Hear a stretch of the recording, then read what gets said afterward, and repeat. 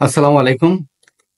আমি গত ২ পর্বে আলোচনা করেছিলাম যে এমিবিক অ্যা আমাশা নিয়ে। আজকে এই এমিবিক আমাশারই যে ৩ টি স্তর আছে, গত অ পর্বে আমি ২ টি আলোচনা করেছিলাম। আজকে আমি আলোচনা করব যেটা হলো জটিল উপসর্গ, অর্থাৎ আমাশা থেকে যখন জটিল হয়ে যায়, যেটা অব্যক্ত যন্ত্রণা হয়, সেই পর্বটি নিয়ে আমি আজকে আলোচনা করব। তো এই যখন আমাশাটা আপনার ক্রনিক হয়ে যায়, ক্রনিকের পরের অবস্থা যেটা হয় সেটা একটা জটিলতা, অর্থাৎ নানামুখী সমস্যা দেহে বাসা বাঁধে। সেখান থেকে আসলে আমরা অনেকেই বের হয়ে আসতে পারি না, মানে সঠিক সময়ে সঠিক চিকিৎসা নিতে পারি না।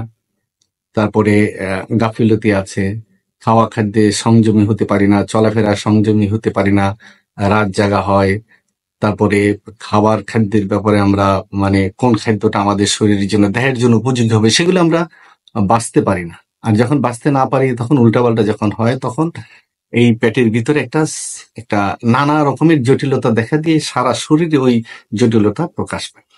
সেক্ষেত্রে দেখা যাবে আপনার যে গত সংখ্যায় মানে বলেছি, গত পর্বে বলেছি যে অন্তরে ঘা হয় বা আলসারের মতো, এটাও একটা ঘা, এবং ঘাটা একটু বৃদ্ধি হয়ে যায়। তো আপনার অনেক সময় দেখা যাবে যে এই যখন এটা জটিল রূপ ধারণ করবে তখন আপনার বুক ব্যথা হবে, চেস্টে ব্যথা হবে, চেস্টে বুক ব্যথা হবে। হয়তো আপনি ভাববেন যে আপনার বুঝি হার্টের সমস্যা হয়েছে। না, আসলে এটার কারণে যে বুক ব্যথা করে, আবার অনেকে পিঠ ব্যথা করে, অনেক মনে করি বাতের ব্যথা কিংবা আঘাতের ব্যথা ইত্যাদি ইত্যাদি। না, এটা অবহেলা করার কোনো কারণ নেই। কারণ বুক এবং পিঠ এই জটিলতার কারণে ব্যথা হতে পারে। তারপরে আপনার অন্ত্রে গ্যাংগ্রিন হতে পারে। এটা একটা ঘা, খুব মানে ভয়ানক। গ্যাংগ্রিন হয়ে গেলে ওই জায়গাটা পচে যায়, এবং তা থেকে আপনার দেখা যাবে যে অনেক সময় অন্ত্রে ক্যান্সারও হয়েছে। এটা স্বাভাবিক পর্যায়ে একটা বিরাট ব্যাপার। আমরা আসলে বুঝি না, জানি না, আমরা শুধু ওষুধ খেয়ে যাই। কিন্তু এগুলি নিয়ে আমাদের একটা স্বচ্ছ যদি ধারণা থাকে, তাহলে কিন্তু আমরা বুঝতে পারবো যে আমার সেটা আমার প্রথম পর্যায়ে কি, দ্বিতীয় পর্যায়ে কি, তৃতীয় পর্যায়ে আসলে কেন আসলো, এগুলি নিয়ে একটু ভাববার বিষয়। কারণ যখন ক্যান্সারের রূপান্তর হয়ে যায় তখন তো এটা ভয়ানক জিনিস। আপনাকে অবশ্যই ভাবতে হবে যে ক্যান্সারের অ্যান্সার নিয়ে। আপাতত যদি এরকম আল্লাহ না করুক এরকম পর্যায়ে যাক, কিন্তু যদি হয় তাহলে তাকে তো অপারেশনে যেতে হয়, তাকে প্রচুর টাকা পয়সা খরচ করতে হয়, রেডিওথেরাপি দিতে হয়, কেমো নিতে হয়, নানান কিছু। তো সেখান থেকে মুক্তি পাওয়ার জন্য আমরা যদি একটু আগেভাগে একটু সাবধান থাকি, তাহলে অবশ্যই কিন্তু আমরা একটা সুন্দর সুস্থ একটা জীবন পাবো। এটা আমাদের কিন্তু মনে রাখতে হবে। আমরা যতই কিছু করি না কেন, যৌবনের শক্তি কিন্তু সবসময় না। কারণ আপনি যদি যৌবন পাড়িয়ে একটু বার্ধক্যের দিকে যান, ৪০, ৪৫, ৫০, আপনি যদি ৬০, ৭০ বছর আপনার হায়াত থাকে কিংবা আরো বেশি থাকে, এই সময়টা কিভাবে সুন্দরভাবে কাটাবেন সেগুলো কিন্তু মাথায় রাখতে হবে। কারণ সবচেয়ে বড় সম্পদ মানুষের হলো স্বাস্থ্য। আপনি অনেক টাকা পয়সার মালিক হতে পারবেন, কিন্তু স্বাস্থ্য যদি ভালো না থাকে, তাহলে কিন্তু আপনার জীবনটাই একটা মানে একদম জাহান্নামের মতন হয়ে যাবে। আপনার যে কি বেদনা, কি কষ্ট, এটা কাউকে বুঝাতে পারবেন না। ভালো করে খেতে পারবেন না, যা চাইবেন তা খেতে পারবেন না, যেখানে যেতে চান যেতে পারবেন না, যা চিন্তা করবেন সে চিন্তা করতে পারবেন না। অর্থাৎ আপনি একটা বিকল মানুষে পরিণত হয়ে যাবেন। তো এই আমাশাটার কারণে অনেক সময় যে দেখা যাবে যে আমাদের সবচেয়ে গুরুত্বপূর্ণ আরেকটি দিক হলো লিভার, অর্থাৎ কলিজা। এই লিভার সিরোসিস হয়ে যায়, লিভারে রোগ হয়। তারপরে যেটাকে আমরা হেপাটাইটিস বলি, এটা হয়।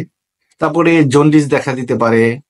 তারপরে দেখা যাবে যে আপনার সন্ন্যাস রোগ হতে পারে, যে আপনি হয়তো দেখা যাবে যে কিরকম একটি হঠাৎ হঠাৎ করে দেখা যাবে যে আপনার খিঁচুনি হবে, অথবা মানে মস্তিষ্কে রক্তক্ষরণ হতে পারে, বিভিন্ন রকমের সমস্যা হতে পারে।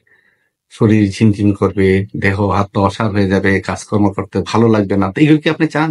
অবশ্যই চান না। সেটা এই সমস্ত সমস্যাগুলো শিশুদের বেশি হয়, বৃদ্ধদের বেশি হয়, যৌবন বয়সে হয়, এবং যারা স্বাস্থ্য নিয়ে চিন্তা করে না, যারা খাবার নিয়ে চিন্তা করে, যা পায় তাই খায়, তাদের ক্ষেত্রে খুব এই বিষয়গুলো ভাববার আছে। তো স্বাভাবিক পর্যায়ে আপনার এই রোগগুলোর চিকিৎসা আপনার আমাদের হোমিওপ্যাথিতে আছে। অনেকগুলো ওষুধ আছে। কিন্তু আমরা ওষুধগুলো সাধারণত কমন একটা ওষুধ বলি না। যেমন আ আ আপনার অ্যালোপ্যাথিতে কিংবা অন্যান্য হোমিওপ্যাথিতে দেখা যায় নির্দিষ্টভাবে যে ওই ওষুধটা ওই রোগের জন্য। আমরা আসলে সেভাবে মানে বলতে পারি না এই কারণে যে একেকটি মানুষ একেক রকমের। যেমন দেখেন চায়না তালা, তালা একই রকম দেখা যায়, একই কোম্পানি, কিন্তু এক চাবি দিয়ে আরেকটি তালা খোলে না। ঠিক একইভাবে ওষুধ আমাদের অনেক আছে, কিন্তু এই ওষুধগুলো আমরা রোগীর স্বভাব, তার চরিত্র, লক্ষণ, বংশ ইতিহাস ইত্যাদিতে দেখে খাবার দাবার কি খায়, কি খেলে ভালো হয়, কি খেলে ভালো হয় না, তারপরে ঘুম কিরকম, টক ঝাল মিষ্টি কোনটা তার ভালো লাগে, এই সমস্ত ইতিহাস আমরা জেনে তখন নির্ধারণ করি যে আসলে ওই রোগীটার কোন ওষুধটা লাগবে। সেই জন্যই আমরা নির্দিষ্টভাবে বলি না যে ওই ওষুধটা আপনি খান। তবে সাধারণত দেখা যায় যে আমাদের হোমিওপ্যাথিতে মার্কিউর মার্কসোল আছে, তারপরে নাক্সবোম আছে, এরকম বহু ওষুধ, হাইড্রোকোটাইল অ্যাসিড যদি হয়, হাইড্রোকোটাইল ওষুধ আছে, তারপরে আপনার ইপিকাপ আছে, কলোসিন্থ আছে, অ্যালোসক্রিটিন আছে, ফেরামফস, পালসেটিলা, কার্বোপেজ, এরকম অনেকগুলো ওষুধ আছে। কিন্তু এখন আপনি কিরকম রুগী, কোন ওষুধটা আপনাকে দিতে হবে সেটা কিন্তু আমরা ভেবেচিন্তে আমরা দিয়ে থাকি।